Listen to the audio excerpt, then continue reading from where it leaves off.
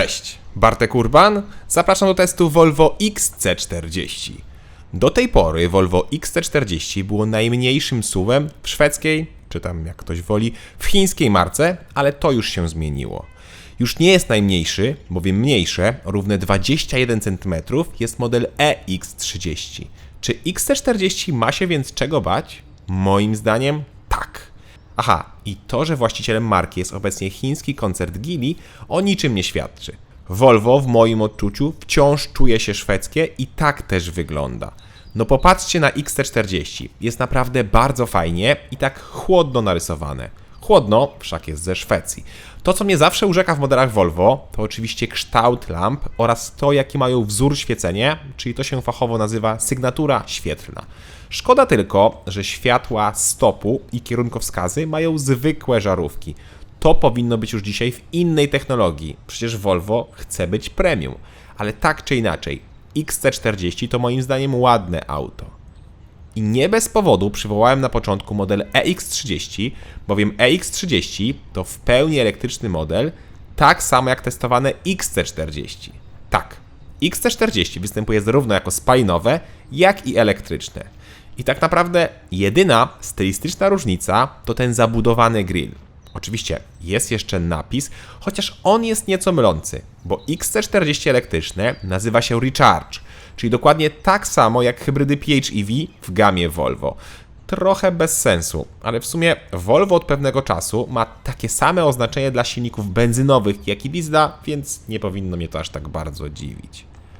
Tak samo jak nie dziwi mnie, jak pojemne jest to auto, chociaż najpierw podam jeszcze szczegółowe wymiary. XC40 ma 4440 mm długości, 1863 mm szerokości bez lusterek i 2034 mm z lusterkami oraz 1647 mm wysokości. Rozstaw osi to 2702 mm. I teraz możemy przejść do bagażnika, który ma 419 litrów, czyli o 33 litry mniej niż spalinowy odpowiednik. I te 33 litry to to, co kryje się tutaj pod podłogą. Ale nie ma tego złego, bowiem te 33 litry odzyskamy z przodu. No prawie 33 litry, bo dokładnie to 31 litrów. XC40 jest naprawdę przemyślanym elektrykiem i ma z przodu tak zwany frunk, czyli front trunk, czyli po polsku przedni bagażnik. Zmieszczą się tu kable do ładowania, a pod spodem jest jeszcze zestaw naprawczy i klucze. Wystarczająca pojemność. Zresztą, ten bagażnik z tyłu też jest naprawdę wystarczający i ma fajnie rozwiązaną podłogę, którą możemy oddzielić bagaż i są na niej nawet haczyki. Sprytne. No i pod tą podłogą idealnie mieści nam się półka z bagażnika, to też się ceni. Poza tym są dwa haczyki na bokach bagażnika i niestety nie znalazłem gniazda pod zapalniczkę. Miło też, że jak położymy kanapę, to jest idealnie płaska podłoga. Brawo. Ceni się też ilość miejsca w kabinie. Zobaczcie, ja mam 186 cm wzrostu i bez problemu się mieszczę i zarówno na nogi, jak i na głowę mam trochę wolnej przestrzeni.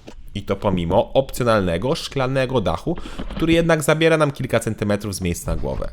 Szkoda tylko, że producent nie usunął tego dużego tunelu środkowego, który pewnie w elektryku nie pełni żadnej roli i jest pozostałością po spalinowych wersjach. No chyba, że się mylę, jest tam schowana elektronika? Z tyłu do dyspozycji jest podłokietnik z miejscami na napoje, są oddzielne nawiewy, podgrzewanie kanapy, czy złącza USB typu C. Tylko nie wiem, po co te złącza są zakryte. Aha, i jeszcze jedna taka mała wada. Zaślepki z tyłu do izofixów są bardzo delikatne i w tym egzemplarzu jedna już była połamana. Zaletą jest natomiast izofix z przodu. To jest miłe. Miłe są też fotele, które są wygodne, dobrze wyglądają i łatwo dobrać wygodną pozycję.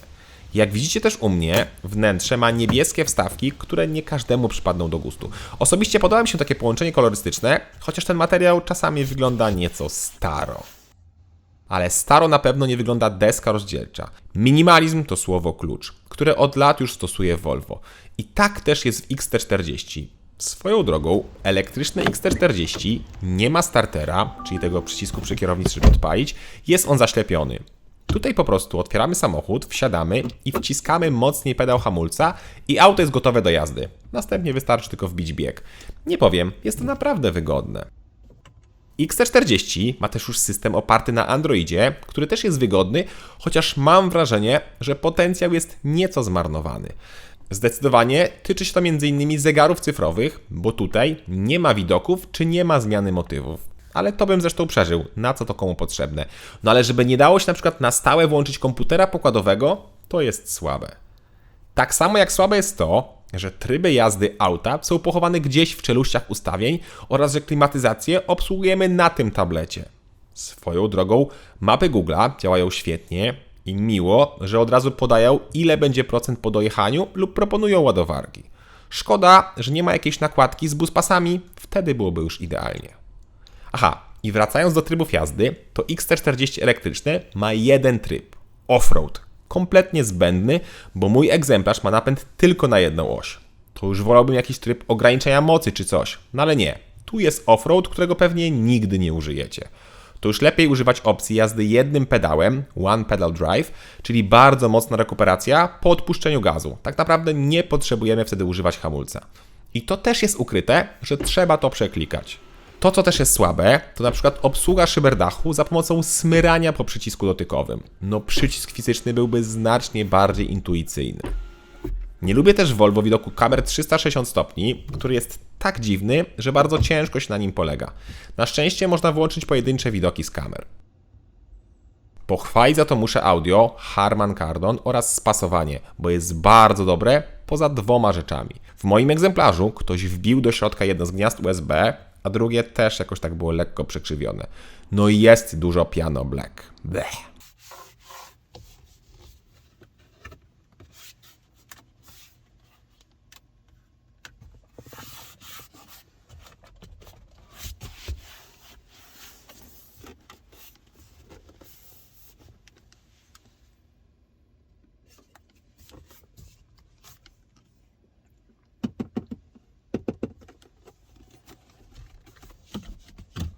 Ale spasowanie, jak słyszeliście, jest naprawdę dobre. No i świetny jest ten dekor, który w nocy prezentuje się naprawdę znakomicie. To w takim razie pora na schowki, a potem zaglądamy pod maskę.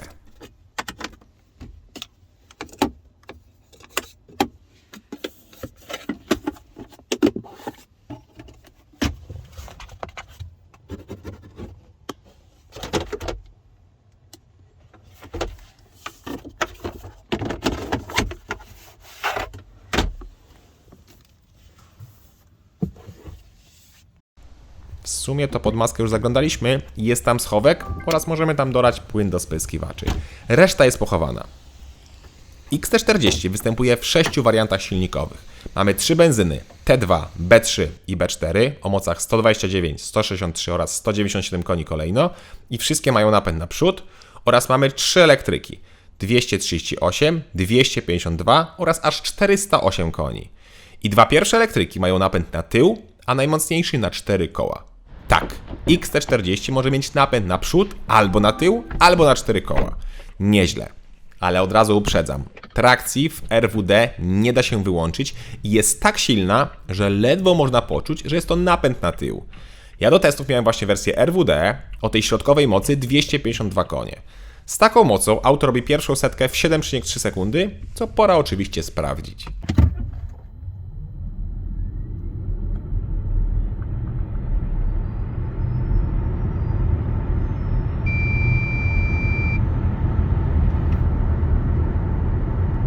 Wynik to 7,6 sekundy, czyli nieco gorzej niż podaje producent. I tak jak mówiłem, nie ma tu trybów jazdy i nie da się wyłączyć kontroli trakcji. Po prostu gaz w podłogę i znikamy. Taki wynik jest więc powtarzalny i w mieście w zupełności wystarczający. No i jak na elektryka, reakcja na gaz jest momentalna.